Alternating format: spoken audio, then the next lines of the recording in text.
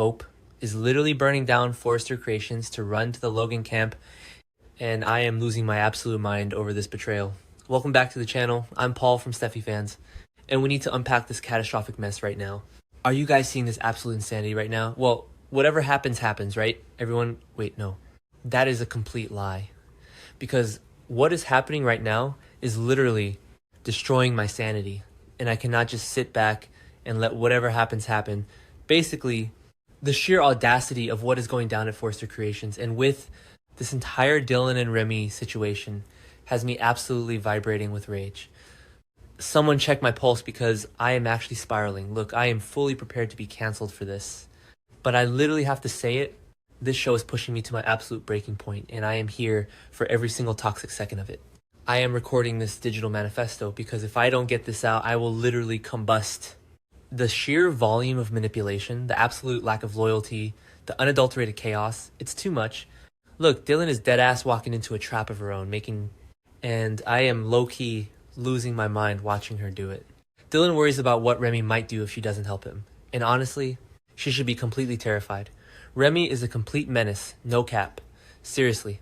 And the guy is creeping around in the shadows, tossing threats, and backing Dylan into a corner where she feels like she has absolutely zero options left. Dylan may feel like she has no choice but to go to Deke and advocate for Remy, but let's be real for a second. That is a hard thing to do, and it's going to be so incredibly awkward. Anyway, imagine having to walk up to Deke Sharp, a guy who is just trying to get his life and his fashion career back on track, and vouch for a guy who is actively ruining your life and has a history of deepfake disasters. Basically, if Dylan reveals she is Remy's cousin, I think Deke will be massively off-put. Wait, is it just me? Or is the cousin excuse the absolute worst card to play in this scenario? If she drops that truth bomb, Deke is going to look at her like she has 3 heads. Seriously.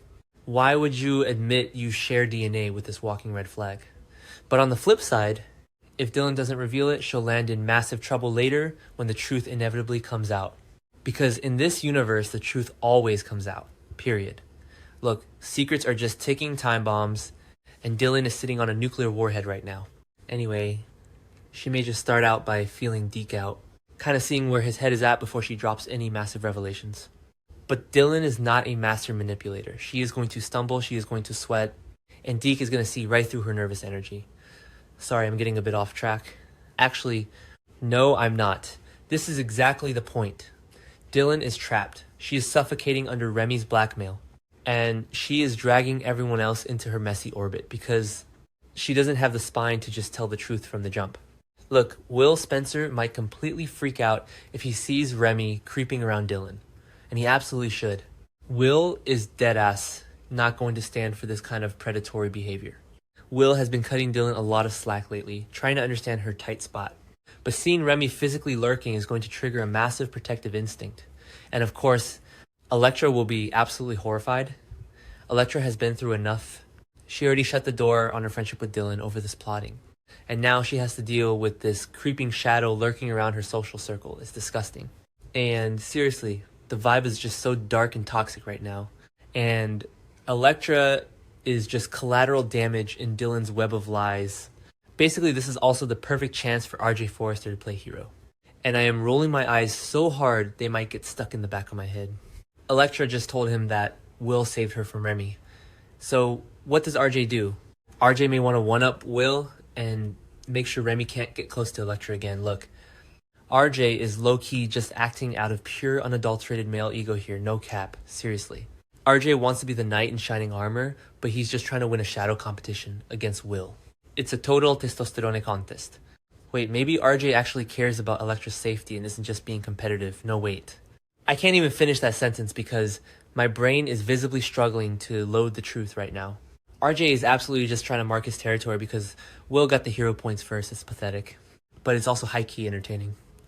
Anyway, RJ swooping in to comfort Elektra is just his way of solidifying his spot as the main guy in her life. And Will is going to be left fuming while dealing with Dylan's radioactive baggage. Anyway, let's pivot abruptly because my blood pressure is spiking just thinking about the boardroom drama. Listen, I'm fully prepared to be cancelled for this, but I literally have to say it. Brooke may nudge Ridge to put her into a position of greater power. How dare she? I am dead ass shaking right now. Brooke wants to be co-CEO over Steffi. Are you actually kidding me right now? Look, I don't think Ridge would necessarily mind if that didn't mean pushing Steffi aside. But Brooke is a master manipulator. Brooke may convince Ridge that Steffi's judgment is askew. Steffi is the only one keeping that company afloat while the Logans run around crying about their feelings. Seriously, Brooke is low-key trying to stage a corporate coup. And Ridge is just standing there like a deer in headlights. Basically, bottom line, Ridge is caught between a rock and a hard place. In other words, Brooke versus Steffi. The eternal battle. The war that never ends. And Ridge, as always, has absolutely no spine when it comes to his wife and his daughter. Sorry, I'm getting a bit off track. Okay, anyway, let's get back to the point. The point is that Brooke is using Hope's crisis to elevate her own status, trying to snatch the crown right off Steffi's head, and it makes me want to scream into a pillow. Look, I expect Hope is going to decide that Logan is her future. She is dead-ass packing her bags, throwing a massive tantrum, and running across town to her aunt's company. She may be wishing that Brooke can be co-CEO and revive her line at Forrester. But since that seems unlikely because Steffi is a queen who will not be dethroned, Hope is making her move. Seriously, Hope may decide she has no choice but to go over and work with Katie Liam and Bill Spencer because she claims she can't work under these conditions. Basically, Hope is playing the ultimate victim again. What conditions Hope? The conditions where you actually have to produce a profitable fashion line to justify your budget. Oh, the horror. Anyway, she's running to Liam and Liam's just eating this up like it's his favorite dessert. Look, Liam wants Hope at Logan and he is pulling out all the stops to make it happen. I also wonder at what point somebody's going to go talk to Deke, whether it's Hope or it's Liam. Look, if Hope's still unsure about making the move, Liam may talk to Deke about the opportunity, knowing that he may press Hope to take the job. Liam is dead-ass using Deke as a pawn to manipulate his wife. Wait, is it just me, or is Liam acting like a complete supervillain right now? He's pulling the strings from the shadows, no cap. Seriously, Liam is orchestrating this entire defection, and he's using Deke's talent as the bait. Basically, that way Deke can come along and get back to his dream of fashion designing.